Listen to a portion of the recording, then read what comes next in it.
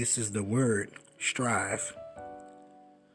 And it says, make great efforts to achieve or obtain something. To struggle or fight vigorously. See that? Let's look at that word vigorously. It says to struggle or fight vigorously. Vigorously. Vigorously. Vigorously. In a way that involves physical strength, effort, or energy, strenuously.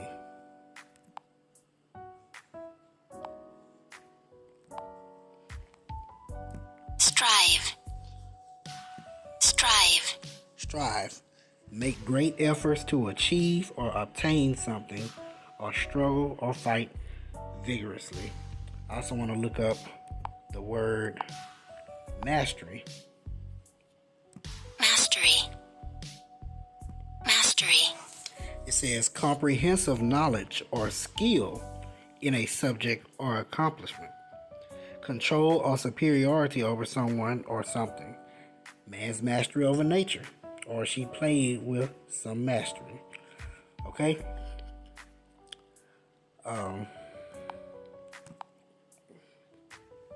This is 2 Timothy chapter 2, verse 3. Thou therefore endure hardness as a good soldier of Yahushua Mashiach. No man warreth, entangleth himself with the affairs of this life, that he may please him who hath chosen him to be a soldier. And if a man also strive for masteries, meaning you fight vigorously for masteries, yet is he not crowned except he strive lawfully. All praise to the Most High, Yahweh B'Shem Awashai, B'Shem Rakakodash. Double honor to the apostles and elders of Great Millstone who rule well. Peace and salutation to the brothers and hopefully elect, pushing this word in truth and sincerity. And for you few sisters that watch Shalom on YouTube. Alright. This video is going to be Strive for the Masteries. And we want to fight vigorously to master the word. To master these scriptures. You know? Because the more we master it, or the greater, you know, the higher the level we get, the more knowledge we obtain, you know, the more wisdom we obtain through these scriptures.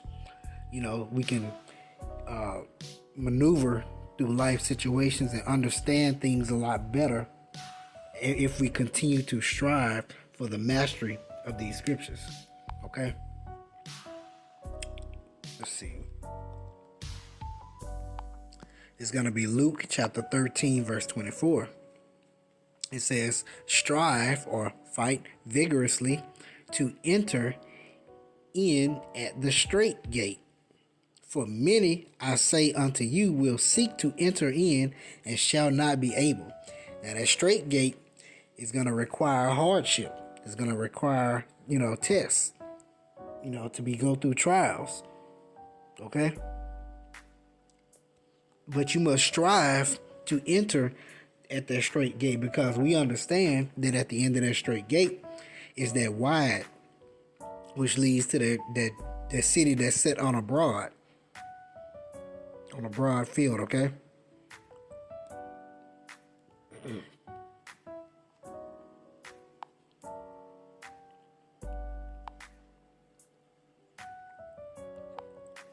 This is going to be 1 Corinthians chapter 9. I'm going to start at verse 24. Know ye not that they which run in a race run all, but one receiveth the prize. So run that ye may obtain. We all running for that prize, which is the kingdom. Okay? So we running so that we may obtain. Don't wear yourself out. Set that pace. Pace yourself to get into the kingdom so you can finish the race. But I will say this, the time that we're in right now, You know how when you come into the end of a race, if you ever ran a race or ran track or anything like that, when you're coming up close to the end, that last home stretch, you give it all you got. And that's what we're doing right now. We're giving it all that we got. So right now, where we were pacing ourselves, now it's time to gun it. It's time to give it everything you got, deplete it. You know, because we almost to that finish line. Okay? Verse 25. And every man that striveth for the mastery is temperate in all things. Now they do it to obtain a corruptible crown, but we an incorruptible crown. So they that run the race in this world, they doing it, you know, to get the riches here.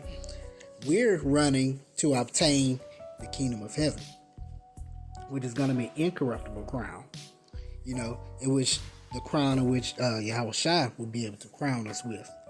That's what we're running this race for. We're looking forward to it. This is James 1:12. Blessed is the man that endureth temptation, for he is tried. He shall receive the crown. Did I not just say you got to enter that straight gate in order to get it? You got to run that race to receive that crown. So you got to endure temptation to receive it. That's a part of the race, to endure temptation, which Lord hath promised to them that love him. Okay? Let's see. This is Ecclesiasticus or Sirach chapter 4, verse 28. Strive for the truth unto death, and the Lord shall fight for thee. We got to keep striving. We got to fight vigorously for it. You know, when times get hard, you don't just lay down. Shit, you stand up. You stand up and continue to fight. You might get knocked down a couple times, but you stand up and continue to fight. Why? Because it says, if you strive for the truth unto death, the Lord shall fight for thee. Okay? Because in the end, we can do all the fighting we want, but we cannot overpower him. That's why Yahweh Shai is going to come back, take all the kings of these nations down, and set all those crowns upon his head, because he's the only one worthy. He's going to do all the fighting. All we have to do is just continue to strive, you know, continue to endure, continue to run this race, and continue to fight to get through that straight gate. Okay?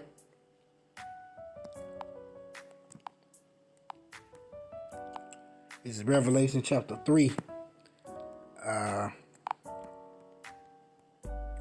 Chapter 3, verse 11. It says, Behold, I come quickly. Hold that fast which thou hast, that no man take thy crown. How do you hold it fast? You fight vigorously. You strive for the masteries of this truth, of this word. How do you hold it fast? You continue to study. You don't let anything take you off this path. You don't let anything in this world take you off.